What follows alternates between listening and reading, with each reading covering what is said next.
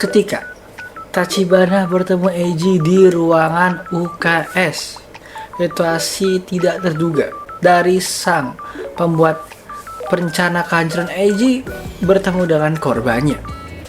Jadi kira-kira apa yang harus Tachibana lakukan sekarang? Bagaimana cara ia bisa memanfaatkan situasi kayak gini? Tachibana pikir dia hanya perlu minta maaf aja. Kalau enggak ya dia bisa pura-pura jadi korban termakan rumor palsu kemarin. Tapi kan Eiji juga nggak tahu kasusnya, jadi harusnya mah aman-aman aja. Ditambah Eiji itu anak yang baik. Jika Tachibana bermain dengan tepat, mungkin Eiji bisa dibodohi oleh Tachibana. Jadi ternyata pas Tachibana berpikir untuk menyelamatkan dirinya, Eiji malah khawatir terhadap dirinya. Dan suara laki-laki yang Tachibana dengar di gerbang sekolah pada saat ia pingsan adalah Eiji. Eiji telah menyelamatkan Tachibana. Ketua klub Tachibana, Anda nggak apa-apa ya? Dari tadi Anda tertidur loh, udah mau 2 jam. Kau menyelamatkanku ya, Eiji, makasih ya. Kalau gitu, seperti Anda udah membaik, bagus deh. Eiji berkata seolah-olah dia kayak lega. Tachibana berpikir dia bisa memanfaatkan Eiji lagi.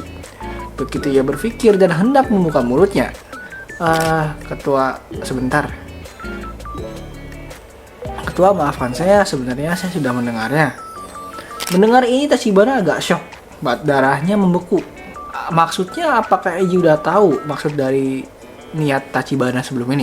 Pada hari upacara pembukaan, saya lagi tidur di UKS saat ketua sedang tertidur.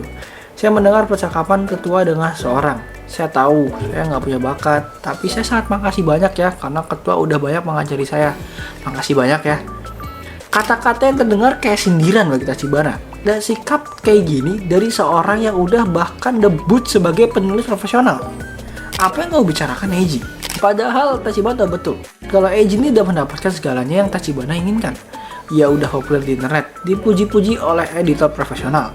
Tapi Eiji malah nggak sombong. Justru bersikap baik seolah-olah dirinya nggak punya apa-apa dan rendah hati gitu.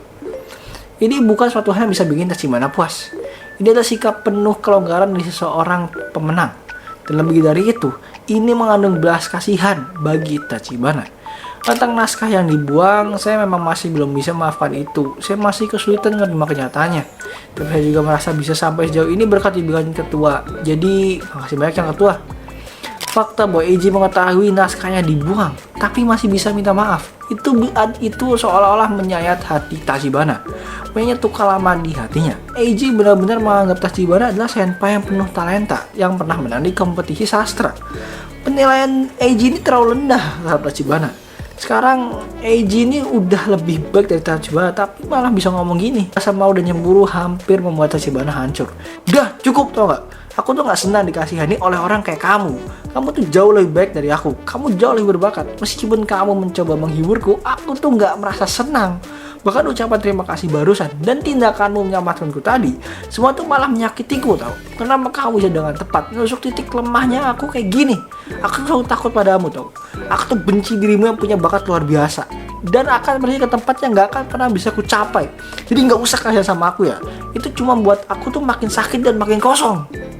Tanpa bisa menahan diri, Tachibana malah marah, berteriak-teriak. Di sini Eiji agak sedih dan segera mengganti ekspresi wajahnya menjadi kesedihan dari kesenangan. Oh jadi begitu ya senpai, sayang sekali. Tapi aku nggak bisa berhenti sekarang.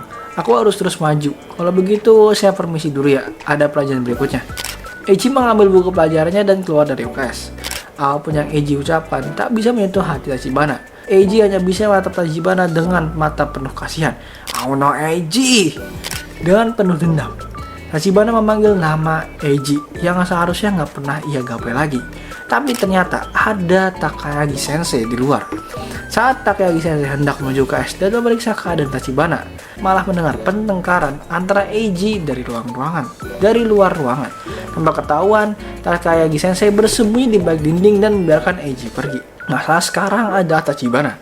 Jika emosi gelap yang Tachibana tunjukkan tadi memang terkait dengan kasus yang sedang pihak sekolah telusuri, maka pihak sekolah nggak bisa membiarkan gitu aja. Tapi di sisi Tachibana, ia tetap merasa keheranan. Bisa-bisa tanpa sadar mengeluarkan suara keras dan menolak Eiji. Bisa-bisa dirinya terbakar emosi kayak gitu. Padahal sekarang nih dia harus bisa bertahan hidup dan bisa memanfaatkan situasinya sebaik mungkin. Saat ini Tachibana menyadari bahwa ada batas yang telah ia langgar.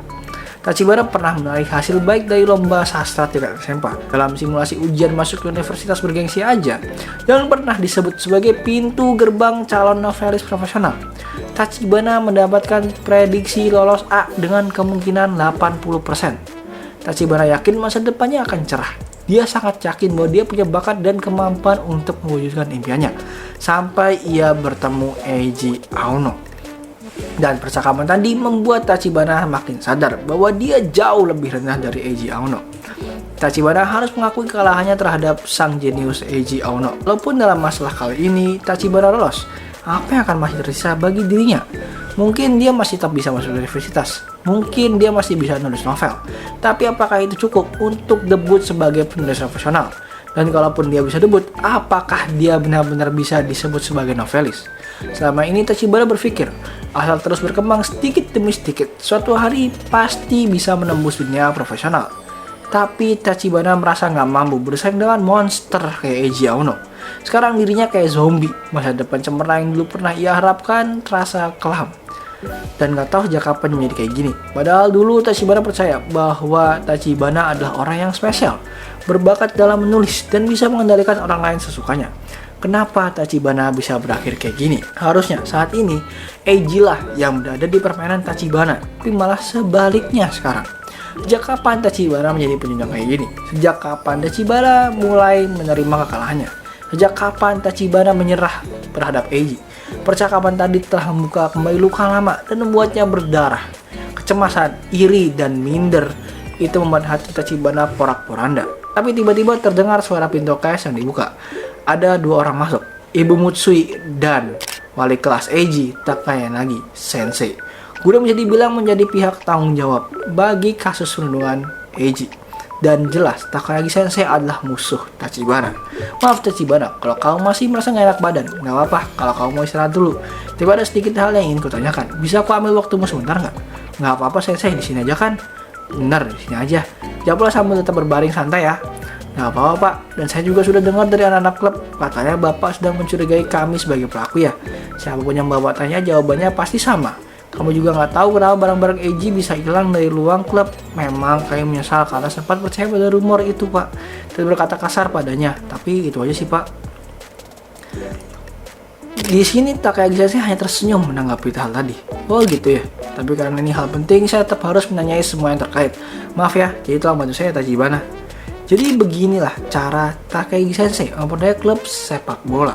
Wajahnya ramah dan gak ada niat jahat, tapi diam-diam penuh perhitungan. Bahkan saat menyelidiki klub sepak bola, dia bergerak di balik layar. Tachibana telah menyelidiki latar belakang Takayanagi Sensei. Dia bukanlah guru biasa. Dia jago bermain shogi, bukan cuma jago biasa. Di masa kuliahnya, dia udah memenangkan banyak gelar amatir shogi. Bahkan sempat menyumbangkan beberapa pemain profesional di turnamen terbuka. Sebagai pelatih pun hebat. Di sekolah sebelumnya dia melatih klub shogi sampai menjuarai tingkat nasional. Dan Takayanagi Sensei menjadi lawan yang sangat menyebalkan bagi Tachibana. Tentu aja silahkan tanya apa aja Pak. Sampai detik ini, Tachibana udah tahu arahnya mau kemana. Tapi Tachibana yakin dia pasti berhasil mengarahkan percakapan ini sesuai dengan keinginannya. Oh gini, apakah kamu punya dugaan siapa yang mengambil... Jadi gini, apakah kamu punya dugaan siapa yang mengambil barang-barang milik Eiji? Mungkin anggota klub sepak bola Pak, atau seorang yang bekerja sama dengan mereka. Selain itu ada nggak? Saya sebenarnya nggak ingin mencurigai anggota klub Pak, tapi ada dua orang deh. Tachibana memutuskan untuk menjalankan rencana cadangan dan menjadikan anggota klubnya kambing hitam. Tapi Takayanagi Sensei tidak terpercaya begitu aja.